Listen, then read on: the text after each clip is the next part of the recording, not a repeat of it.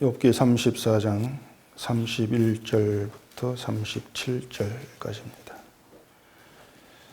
그대가 하나님께 아뢰기를 내가 죄를 지었사오니 다시는 범죄하지 아니하겠나이다.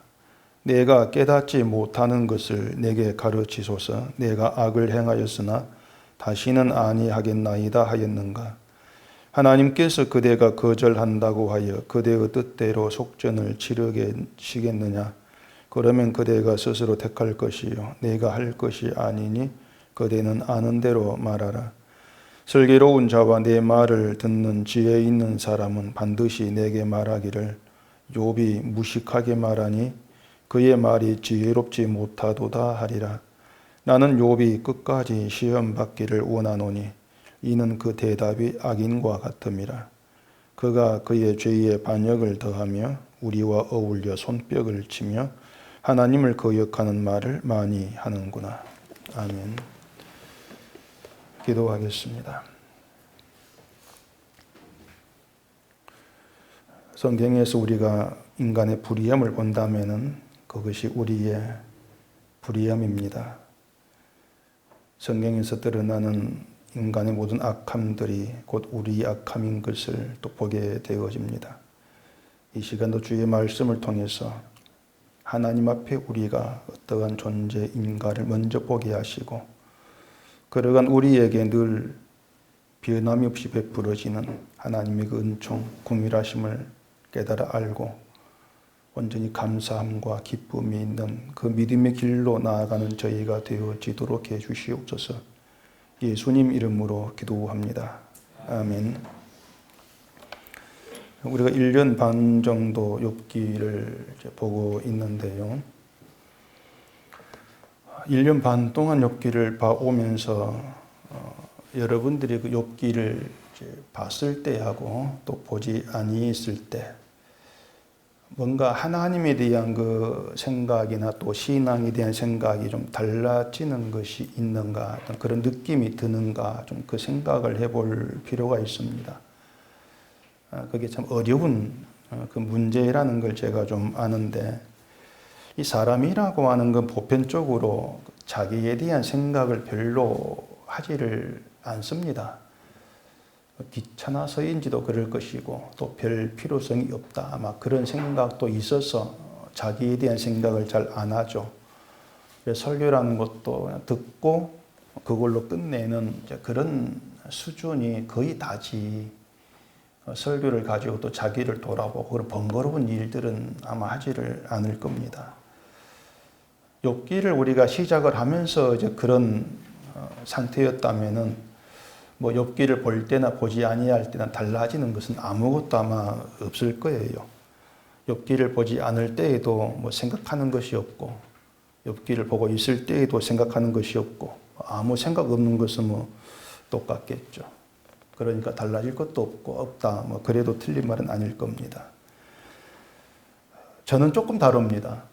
여러분보다도 어쨌든 성경을 좀 지독하게 생각을 해야 되고 또 파고들어야 될 그런 입장이 있다 보니까 생각도 많아지고 그렇죠. 저는 욥기를 보면서 생각이 달라졌다고 하기보다도 기존의 생각이 더 확고하게 굳어졌다. 저는 그런 느낌이 좀 많이 듭니다.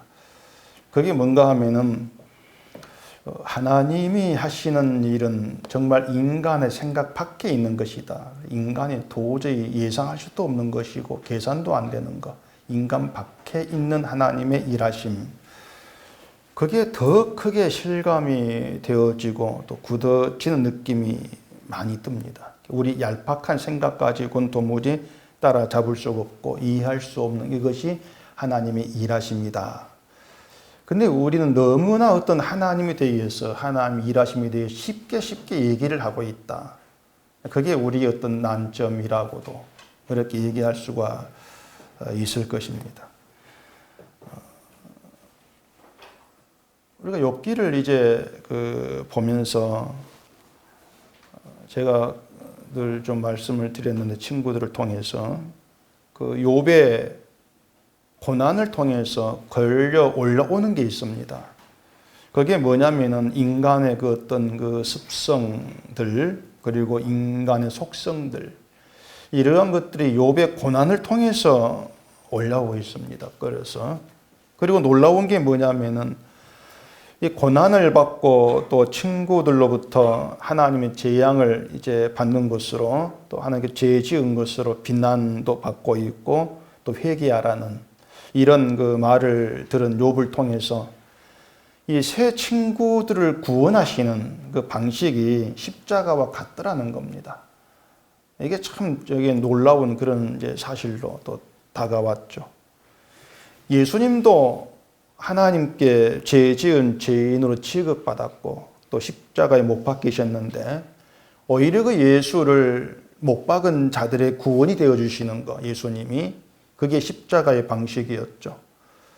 그렇기 때문에 하나님의 구원 방식은 인간의 지혜를 초월해 있다, 그렇게 얘기가 되어지는 겁니다.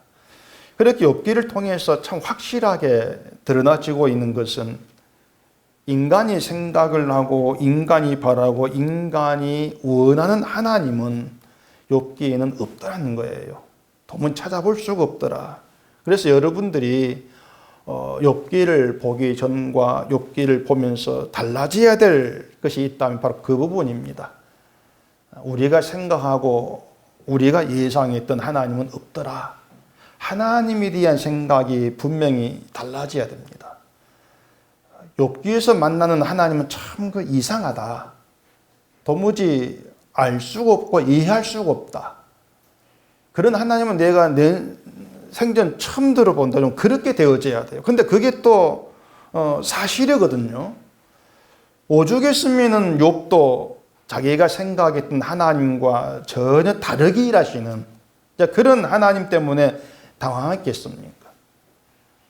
자동차 운전하는 걸로 치면은 내비에 계신 안내대로 가는데 전혀 알지 못한 길로 들어서는 좀 그런 기분도 있어야 되죠. 예상했던 길이 전혀 아닌 겁니다. 그래서 저는 여러분들 욥기를 보면서 이제 하나님에 대한 좀 그런 그 생각들, 좀 그런 느낌들을 많이 가져보셨으면 좋겠습니다. 그리고 내가 이해할 수 없는 게 하나님이다. 내게 만약 이해가 되어지는 하나님이라는 게 수상하다. 좀 그런 결론은 갖고 있을 필요가 있죠. 제가 어떤 인간도 하나님께 복받을 자격이 없단 말을 수없이 있지 않습니까? 누구도 복받을 자격이 없다. 이유는 죄인이기 때문이다. 그것도 계속 말씀을 드렸는데, 그러니까 인간이란 그 자체가 복을 받을 존재가 되지를 못하는 거예요. 그 어떤 사람이랄지라도. 근데 사람들은 늘 어떻게 하면 내가 복을 받을 수가 있을까? 여기에 온통 집중하지 않습니까? 어떻게 하면 내가 복 받을까? 그건 욥도 예외가 아니었고, 욥의 친구도 예외가 아니었고, 엘리후도 예외가 아닌 거예요. 욥은 자기의 그 온전한 신앙생활이 복이 되었다, 이렇게 생각했던 그런 사람이고, 새 친구야 뭐 이제 회개하면 복 받는다는 그런 전형적인 종교에 있는 그런 생각을 드러내줬던 그런 사람들이고, 또 뭔가 좀 하나님에 대해서 아는 것 같은 엘리후도 그 한계를 벗어나지를 못합니다. 엘리후까지도. 그 앞에 33장 27절 봐보십시다. 그가 사람 앞에서 노래하여 이르기를 내가 범죄하여 옳은 것을 그르쳤으나 내게 무익하였구나. 하나님이 내 영혼을 건지사 구덩이에 내려가지 않게 하셨으니 내 생명의 빛을 보겠구나 하리라. 욥이 자신이 범죄했고 또 무익한 존재임을 고백하면은 하나님이 욥을 구덩이에서 이제 건지신다는 그런 얘기인데, 욥이 지금 겪고 있는 고난의 상황을 벗어날 수 있는 희망적인 방법을 제시하는 겁니다. 그게 늘 어떤 인간의 관심이에요. 성경은 인간을 죄인이다 이렇게 출발한다면 인간은 늘 무엇이 나를 이 지금의 고통에서 벗어나게 할까, 늘 그 관심에 출발하고 있는 겁니다. 성경은 인간을 죄인으로 시작하는데 인간은 무엇이 나에게 유익이 되지? 어떻게 하면 내게 고통에서 벗어날 수 길이 되지? 늘 그런 관심에 출발하는 거예요. 그게 늘 다르다 말입니다. 그러다 보니까 이제 그런 인간 생각에 욥께서 일한 하나님이 안 맞는 거죠. 그게 맞을 수가 없는 거예요. 늘 성경에서 희망적인 방법을 자꾸 뒤를 보려고 하는 것이고. 근데 결국 그렇게 되면은 인간에게도 복받을 적이 있긴 한데, 다만 잘못한 게 있어서 복이 보류가 되거나 취소가 되었다, 이를 생각했단 말이에요. 복을 받을 수가 있는데 잘못한 게 있어가지고 안 되는 거야. 그렇게 나온다는 얘기입니다. 오늘 본문의 31절 보십시다. 그 내가 하나님께 아뢰기를 내가 죄를 지었사오니 다시는 범죄하지 아니하겠나이다. 내가 깨닫지 못하는 것을 내게 가르치소서. 내가 악을 행하였으나 다시는 아니하겠나이다 하였는가. 이제 엘리후가 욥에게 지금 하고 있는 말인데, 그 엘리후를 보면은요, 참 욥으로 하여금 죄를 지었다고 인정하고 고백하게 하는데 굉장히 집착을 하고 있습니다. 좀 제발 이렇게 좀 말해라. 네가 이런 말을 한 사람이 되어라. 집착을 하고 있어요. 그래 욥에게 제발 좀 당신이 하나님 앞에서 내가 죄 지었다고, 다시는 범죄하지 않겠다고 좀 그런 말을 한 적이 있느냐 당신이. 그래 추궁을 하고 있는 거예요. 그러니까 그런 말조차 하지 않은 당신은 악하다는 겁니다. 어떻게 하나님 앞에서 그런 재앙을 받으면서도 죄 지었다고, 다시는 범죄하지 않겠다, 그런 말도 안 하냐는 것이에요. 그러니 당신 악하지. 그러면서 오히려 자기는 의롭다고 한 욥을 두고 또 35절에서 이렇게 얘기합니다. 욥이 무식하게 말하니 그의 말이 지혜롭지 못하도다 하리라. 엘리후가 볼 때 욥이 참 무식한 거예요. 저건 뭐 하나님도 모르고 뭣도 모르고 무식하다, 이렇게 이제 느껴지는 겁니다. 고난 받는, 어려움 당하는, 고통 당하는 그런 처지에 있으면서도 자꾸 자기를 의롭다고 하니까, 자기 옳다고 하니까, 누구나 다 알고 있는 죄인됨도 모르고 있는 그런 무식자다, 이렇게 봐버리는 겁니다. 그래서 이 36절에서 또 욥이 이런 말까지 해요. 나는 욥이 끝까지 시험 받기를 원하노니 이는 그 대답이 악인 것 같음이라. 그가 그의 죄에 반역을 더하며 우리와 어울려 손뼉을 치며 하나님을 거역하는 말을 많이 하는구나. 욥이 악인 것 같은 말을 하고 하나님을 거역하는 그런 말을 많이 하기 때문에 당신 그 욥을 깨닫게 하기 위해서라도 끝까지 좀 고난 받아야 돼, 이렇게 나오는 거죠. 깨달을 때까지 고난 받아라. 결국 욥에 대한 엘리후의 요구는요, 제 말 좀 잘해라, 그 말이에요. 말 좀 잘해라, 그거예요. 좀 옳은 말 좀 하자, 그거 말입니다. 하나님 앞에서 말을 잘하는 것은 제가 죄 지었습니다, 앞으로 다시는 범죄하지 않을게요. 근데 엘리후는 그런 말을 하는 것을 하나님께 굴복하는 것으로, 뭔가 믿음이 있는 것으로, 바뀐 것으로 이렇게 간주하겠다는 겁니다. 그게 욥의 시각이었습니다.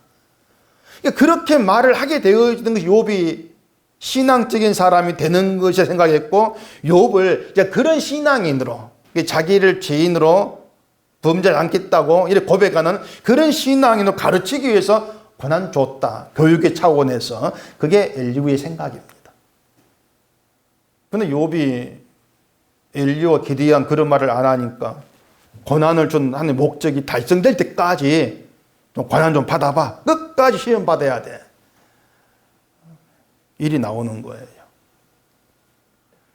근데 문제는 욥이 자기 입장에서 엘리후의 그런 말을 맞다, 납득을 하고 받아들이겠냐고 하는 것입니다.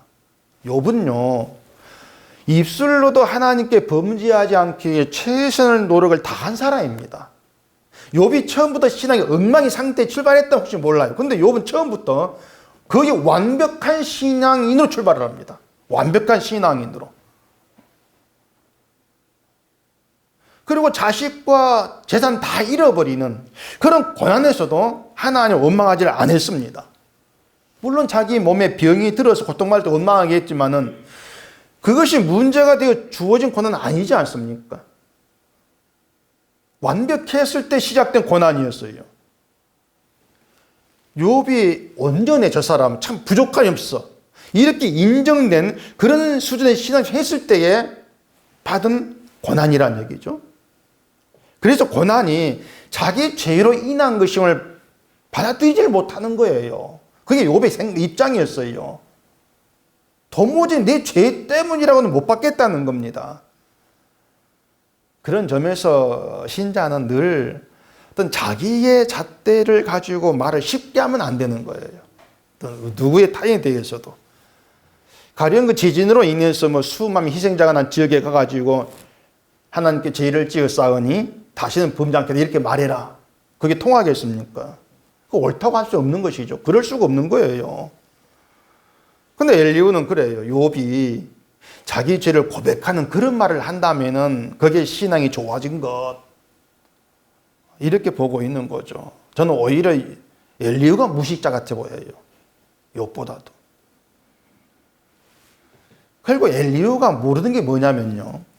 사람이 입술로 제 아무리 옳은 말을 한다 할지라도 그것 때문에 복받을 자격이 있는 존재로 바뀌는 건 아니라는 걸 모르는 것입니다.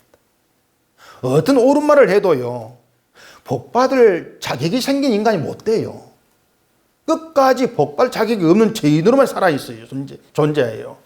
그게 인간이에요. 그렇기 때문에 옳은 말을 하는가 틀린 말을 하는가 그걸 가지고 사람을 저울질하고 맞다 틀렸다 이렇게 나눌 수가 없다는 얘기입니다. 근데 엘리후는 그것이 아니었던 것이죠. 신자라고 하는 것은요. 단순히 나 죄인입니다. 다시 범죄하지 않겠습니다. 이런 걸 넘어서 정말로 자기 죄에 대해 알게 된 신자로서 아예 나는 복받을 자격도 없다는 걸 알게 되는 것. 이게 하나님이 가르치신 신자됨이에요. 난 죄인 그래 놓고는 복 주세요. 그건 죄인이 아닌 건 죄인이 뭔가를 모르는 거예요. 죄인이라고 하는 것은 죄 가운데 있다는 것은 아예 난 복받을 자격이 없습니다. 평안 누릴 자격도 없습니다. 그 뜻이에요. 심판받을 저주받을 죄인이기 때문에. 복받을 자격이 없다는 것을 우리 알게 되어지면은요, 지금까지 살아온 모든 것들이 하나님께서 일방적으로 베푸신 긍휼이고 은혜의 결과 이렇게 다가오게 됩니다. 내가 살아온 모든 것들이 하나님의 일방적인 긍휼 때문이었다. 이렇게 다가와져요. 그러니까 지금 형편이 어떻든지 간에 나는 하나님의 긍휼과 사랑 안에 있어. 이걸 아는 게 자기 죄인됨을 아는 신앙인이란 말입니다. 그런 점에서 엘리후는 정말 신앙인이 뭔가 하는 것을 모르는 거죠. 욥이나 세 친구나 모두가 다 포함해서 하나님의 긍휼과 하나님의 무조건적인 은총과 은혜, 그 안에 있다는 현실, 그게 우리 현실임을 눈을 뜨지를 못하고 있다고 볼 수가 있습니다. 그렇게 욥도 고난이지만 현실은 긍휼 안에 있는 것이고 모두가 동일하게 하나님의 긍휼과 은혜 지금 붙들려 들어와 있다는 것, 그 현실을 모르고 있기 때문에 욥이 어떤 말을 하지, 어떤 행동을 하지 여기 집착을 하는 거예요.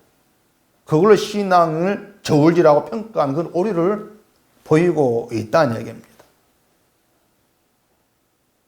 욥이 고난받기 전에는요, 하나님의 은혜와 사랑을 경험한 시절이었습니다. 고난받기 전에가. 근데 고난받기 전에 욥이 경험했던 하나님의 은혜와 사랑은 뻔한 것이죠. 욥이 누렸던 풍족한 것을 은혜와 사랑으로 이렇게 본 거예요. 그런 시절에는 얼마든지 하나님이 내게 함께 있어 실감할 수 있는 것이죠. 뭔 풍족한 걸 통해서. 근데 고난이 오면서 모든 깨어져 버린 거예요.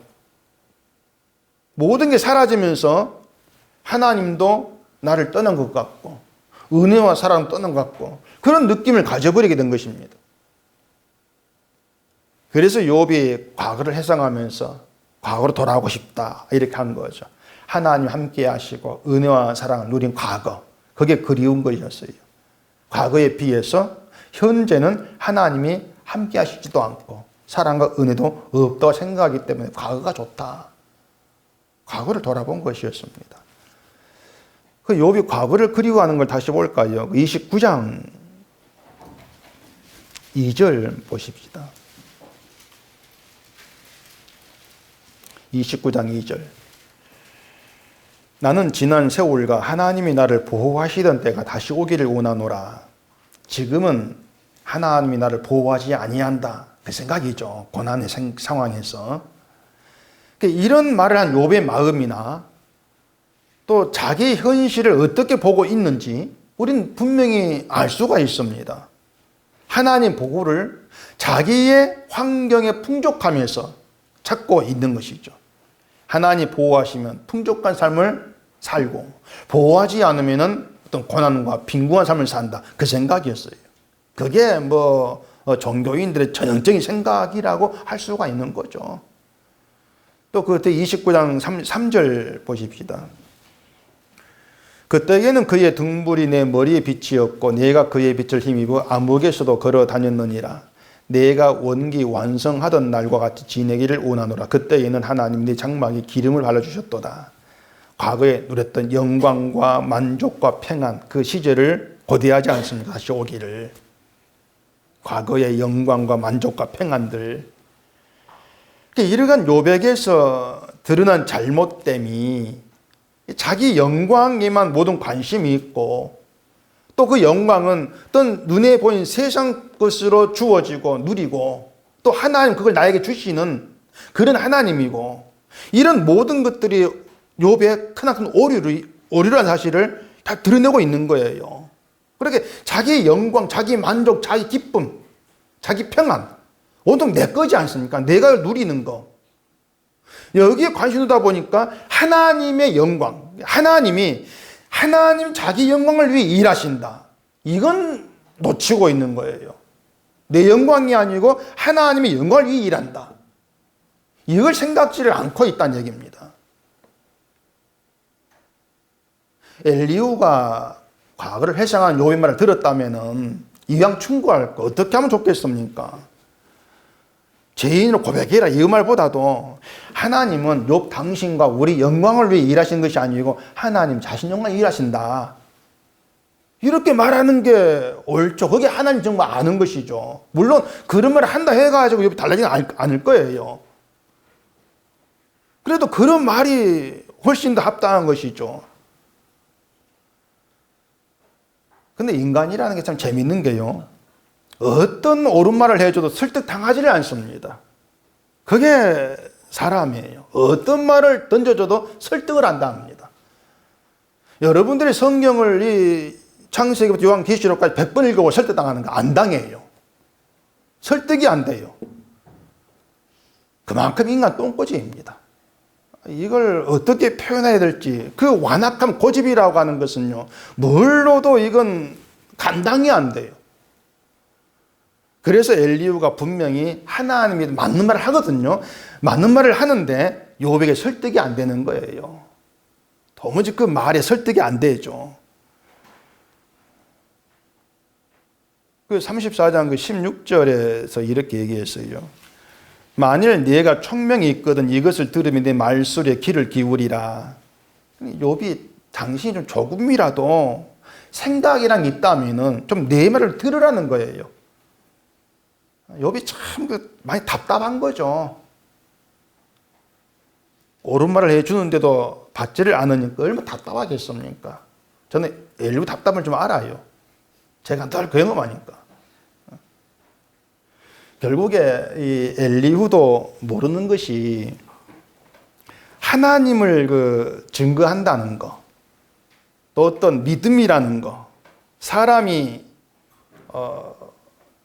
생각이 뭔가 달라지고 바뀐다는 거, 이러한 것은 사람의 설득력 있는 말로 되는 것이 아니고 성령의 능력으로 된다는 거.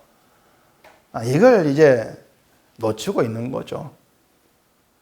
근데 자기 말로 욥을 굴복시키려고 하는데 욥이 듣질 않으니까 너 당신 무식해. 이렇게 몰아가 버린 거예요. 그 34절 또 다시 볼까요?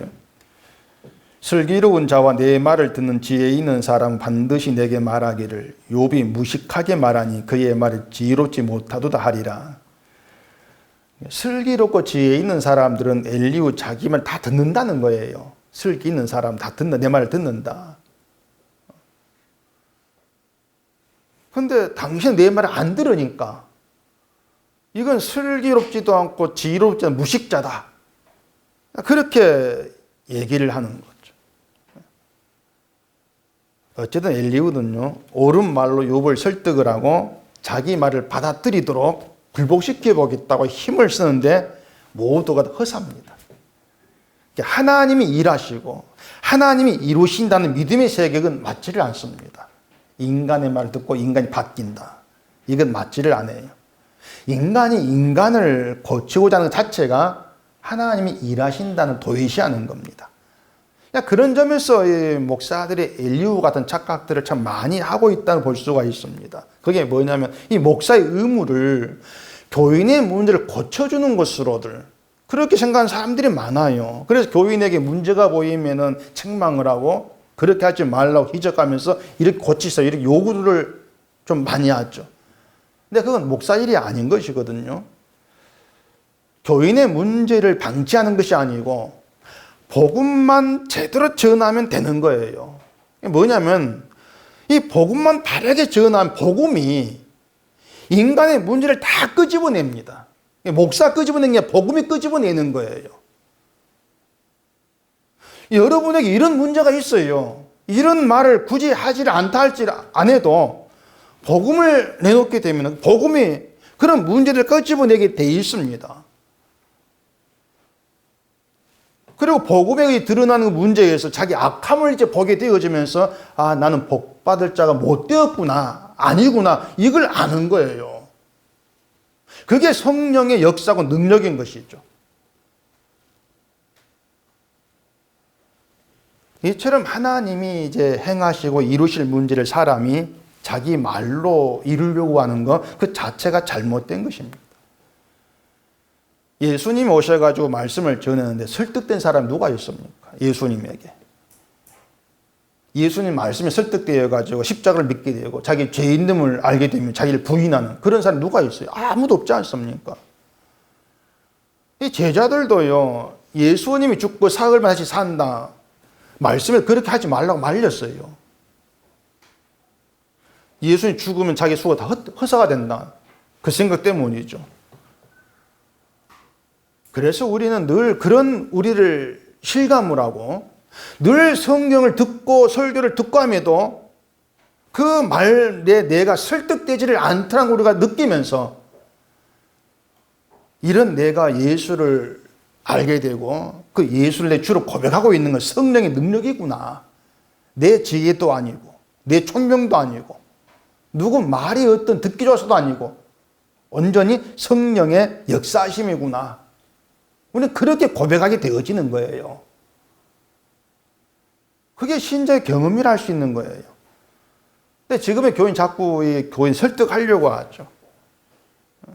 11조하면 창고에가 넘치도록 복 주신다. 뭐 이렇게 이제 설득을 하려고 하고, 뭐 열심히 신앙생활 하면은 뭐 복받는 이런 식으로 설득하려고 하고. 근데 여러분의 구원은 그 누구의 말로 인해서가 아니고 성령의 역사로 되어진다는 사실만 집중하시면 되는 겁니다. 그래서 이제 목사님 저도 그래요. 내 설교에 무슨 힘이 있다거나 무슨 능력이 있다거나 그렇게 안 믿습니다. 요즘 하도 그 엉망인 교회가 많다 보니까 우리 교회는 이런 것이 없습니다는 것으로 사람을 설득하는 교회도 많이 있습니다. 제가 몇 번 봤는데 우리 교회는 11조가 없습니다. 흥 강요가 없습니다. 뭐 봉사 강요도 없고 목사 권위도 없고 이런 식으로 사람을 설득해서 우리 교회는 좋은 교회 인식을 심어주려고 하는 게 참 많아요. 소위 건전한 교회라는 것도 많죠. 그것도 교회 아니기는 매한가지입니다. 교인들이 사람들이 싫어한다고 생각되는 요소들을 다 제거하고 소위 이제 건전하고 민주적이라고 할 수 있는 그런 교회로 만들어서 보여줘가지고 오게 하겠다. 그럼 교회 아니죠, 그것은요. 그것도. 종교단체인 것이죠. 교회는요, 나는 하나님의 긍휼이 여기심으로 존재해야 합니다. 그게 있어야 교회거든요. 하나님 긍휼하심. 기독교인이 분명히 알고 있어야 될 바로 그거예요. 나 같은 자가 하나님의 긍휼이 아니면 존재할 수가 없다는. 거기에 우리 모든 고백과 생각이 모아져야 되는 것이죠.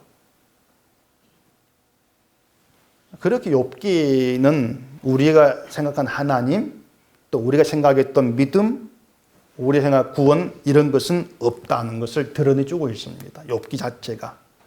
이것 때문에 욥이 혼란스러웠던 것이죠. 하나님에 대한 생각도 또 복에 대한 생각 다 무너지고 엉키면서 도무지 하나님을 알 수가 없다. 그게 욥의 혼란이 있지 않습니까? 근데 그게 제대로 가는 것이었어요. 하나님을 안다 이것보다도 도무지 하나님 모르겠다. 그게 제대로 가는 거예요.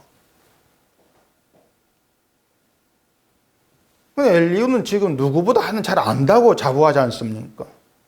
그래 자기 말 듣지 않은 욥을 또 욕하고 말이죠. 37절에 보면은 이런 말도 해요. 그가 그의 죄에 반역을 더하며 우리와 어울려 손뼉을 치며 하나님을 거역하는 말을 많이 하는구나. 욥이 자기 죄에다가 기본에다가 반역까지 더 이제 올리는 거, 더한다 이렇게 말하죠.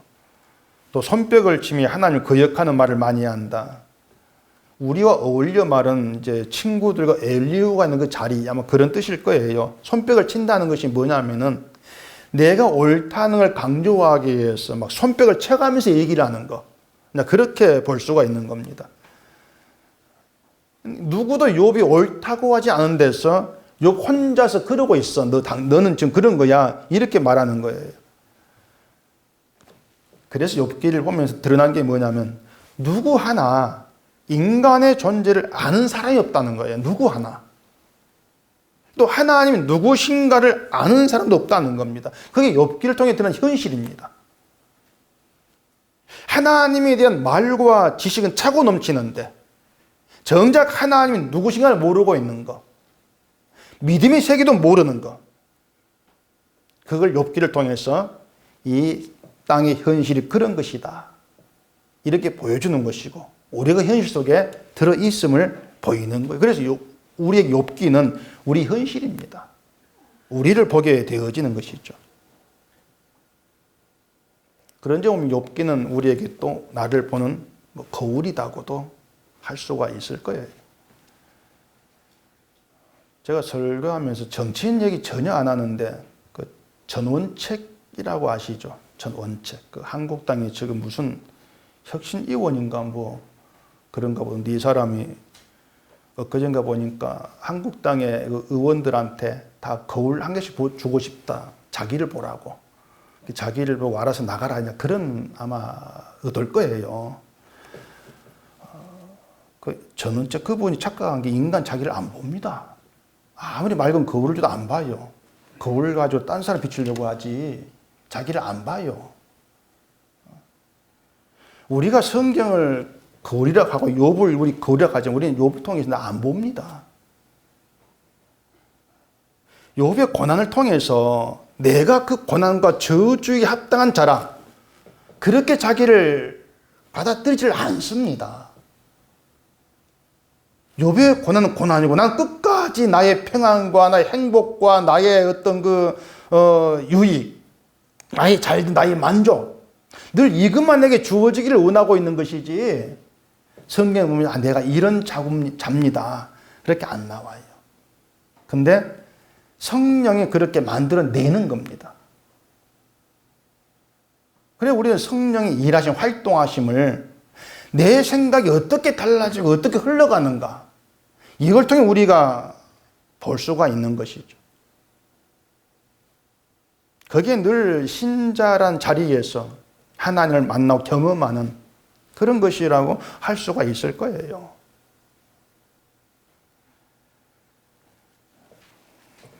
그래서 우리가 또 욥기가 아직 좀 남아있는데 계속 박하시면서 정말 하나님은 내가 알았던 분이 아니구나.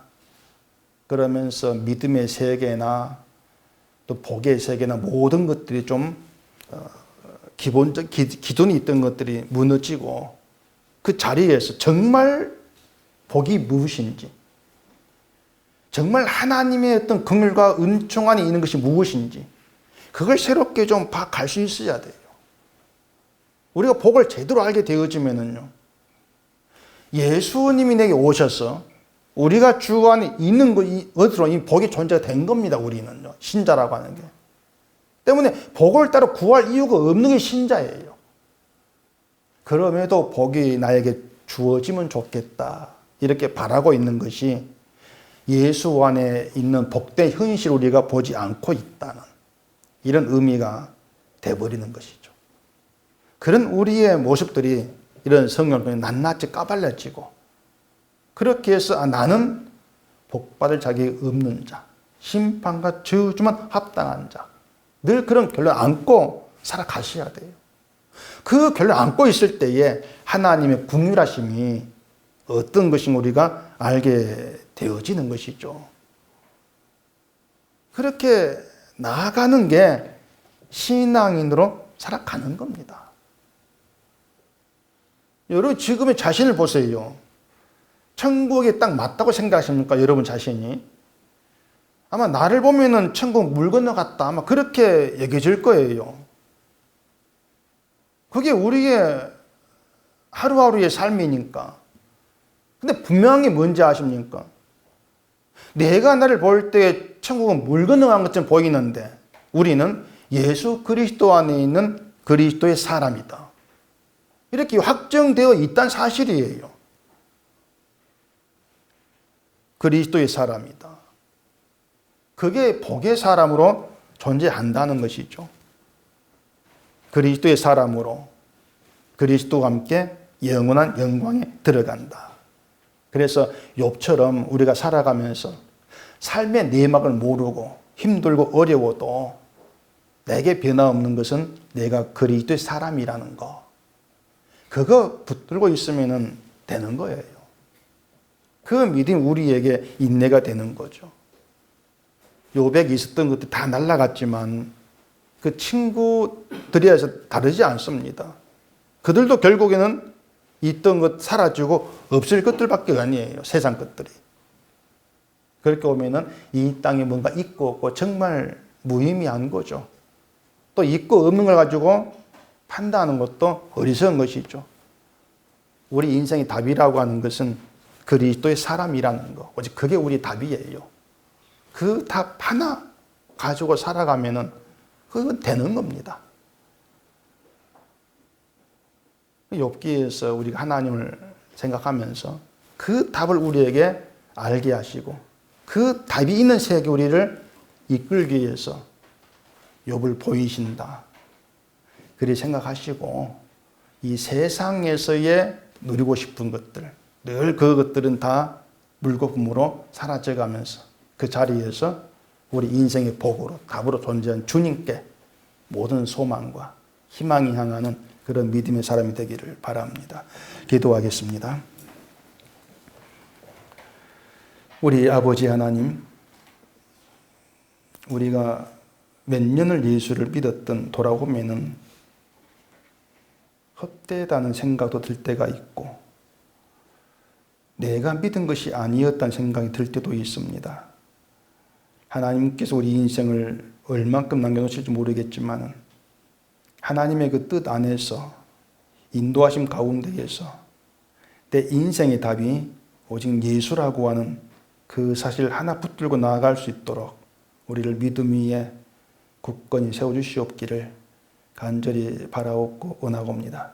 이 땅을 살아가면서 하나님의 일하심으로 인해서 욥 같은 혼란과 당황스러움을 경험할 수 있을 겁니다. 아니면 지금 현재 우리가 어떤 어려움이 있고 불평과 불만과 한숨이 나온 그런 상황이 있을 수도 있습니다.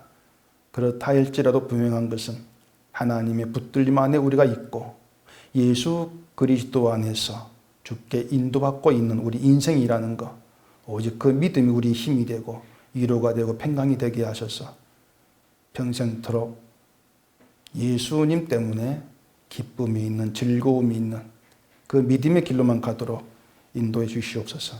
예수님 이름으로 기도합니다. 아멘.